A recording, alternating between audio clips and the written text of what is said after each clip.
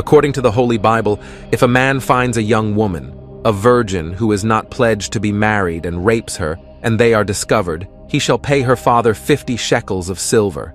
Then he must marry the young woman. Because he has violated her, he can never divorce her as long as they are both alive. Okay, hold up. Just stop. Stop right there. What are we talking about here? Are we saying that the Bible, and by extension God, is not only encouraging and condoning rape, sexual assault, but also insisting that a woman, the victim, must endure additional punishment for being sexually assaulted?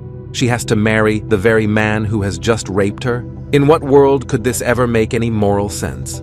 Certainly not in our world. That's not all. According to this verse, the woman, the victim of rape, has to stay married to her attacker for the rest of her life. Now, how can any God allow this? How can any God-fearing Christian accept this commandment? Well, they can't. I hear some of you saying, but the Bible said so. True, but it's not what you think. That passage of the Bible is mistranslation. I will show you what I mean in a minute.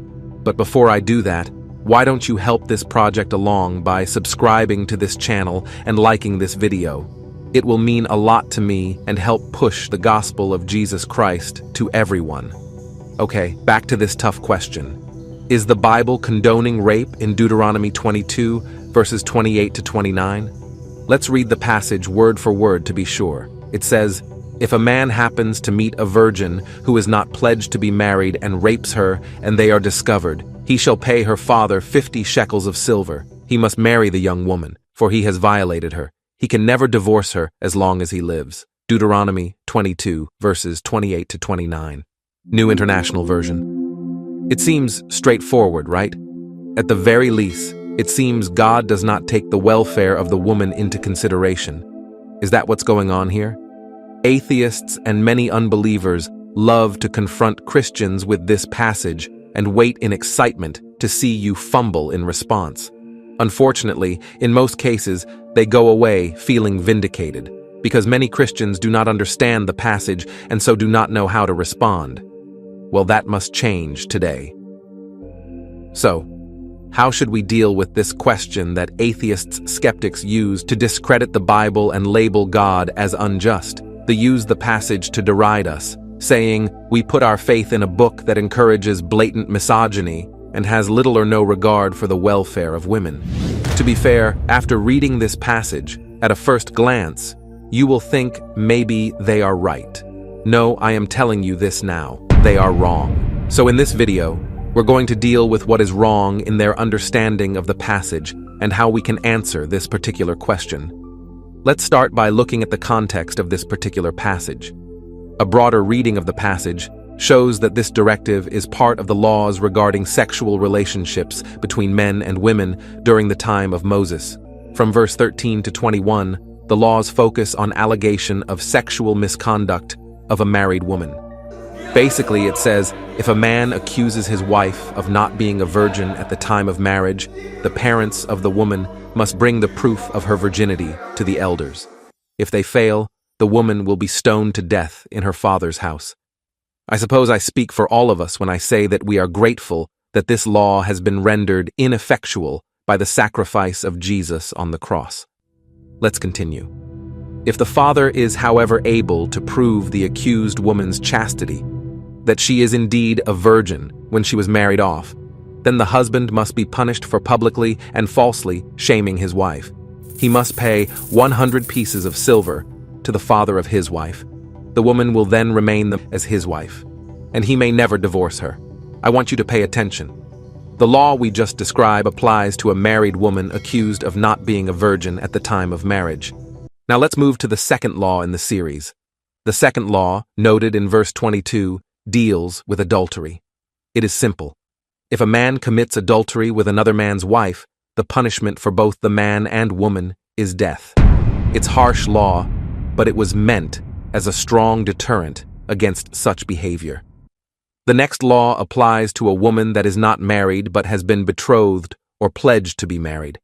The law in verses 23 to 24 says, if such a woman who is engaged to be married engages in sexual relations with another man, both the man and the woman will be put to death.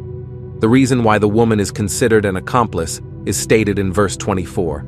It says the young woman will be put to death because she was in a town and did not scream for help, and the man because he violated another man's wife.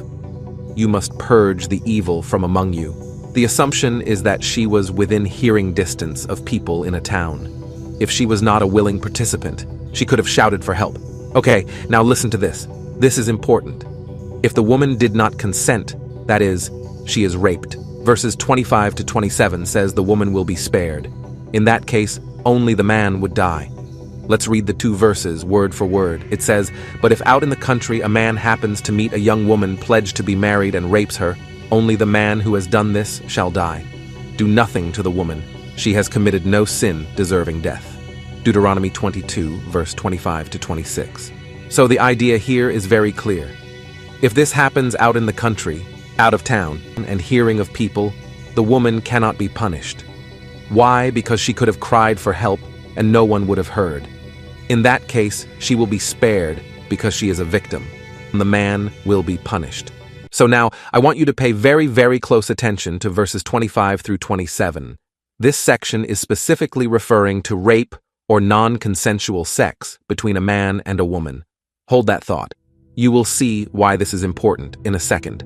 And then, you have 28 to 29 that we read above, the passage of scripture that started this video.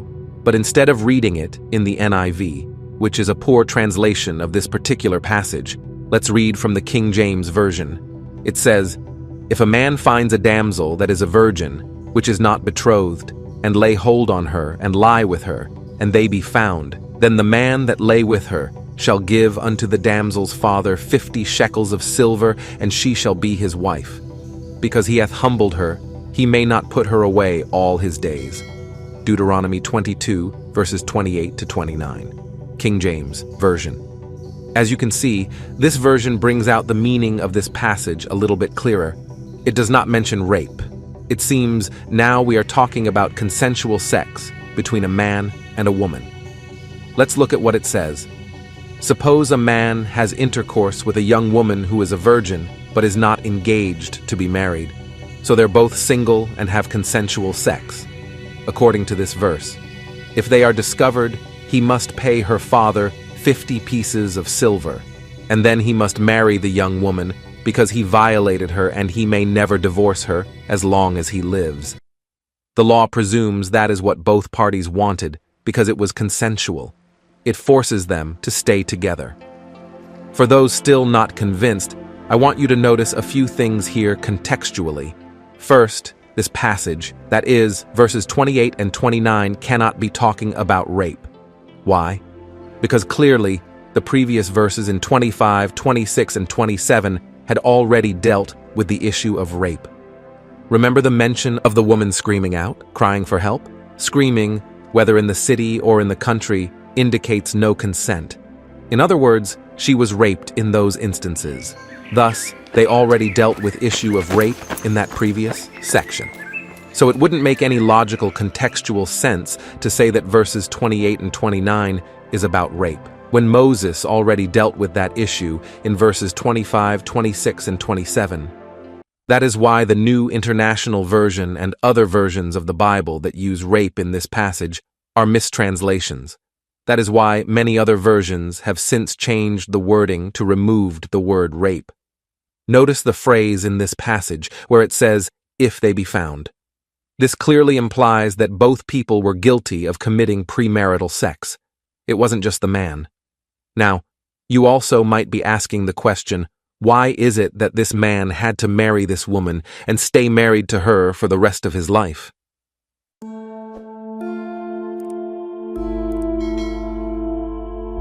Well, think about it. This woman is not married. She's single. You violated her. You've taken away her virginity, and in this culture that made the woman less desirable to other men. And so, the only honorable thing to do would be to marry her and stay married to her. So now that we've looked at the context, let's look at a cross-reference section in Exodus chapter 22, which deals with the same issue before Deuteronomy. To be fair, let's look at it from NIV. It says, If a man seduces a virgin who is not pledged to be married and sleeps with her, he must pay the bride price, where she shall be his wife. If her father absolutely refuses to give her to him, he must still pay the bride price for virgin. So clearly in Exodus 22, it's not talking about rape because it says seduced, and it seems to be consensual. And it also lets us know that at the end of the day, the father had the option of choosing to give his daughter to this man who violated her.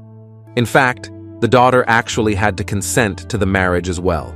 So we can see here, looking at the parallel passage, that rape is not even in question in Exodus chapter 22 that deals with the same issue. Now let's look at the problematic words used in the passage. The primary word used in Deuteronomy chapter 22 is the Hebrew word chazak, which means prevailing over, grasping, seizing, or lay hold on. And that is the word that is used in verses 25, 26, and 27. These phrases do not always mean rape. So it seems that the NIV choice of words is not the best. That is why it is great that other translations have made the changes. So this particular passage can no longer be used to defame the Bible or try to charge God as being evil. I have a related video about Dinah, the daughter of Jacob, who was actually raped by a prince. The outcome was a serious tragedy that led to a serious massacre. Check it out. The link is in the description. Thank you for watching. Don't forget to like this video and subscribe to this channel if you have not done so. God bless you. Amen.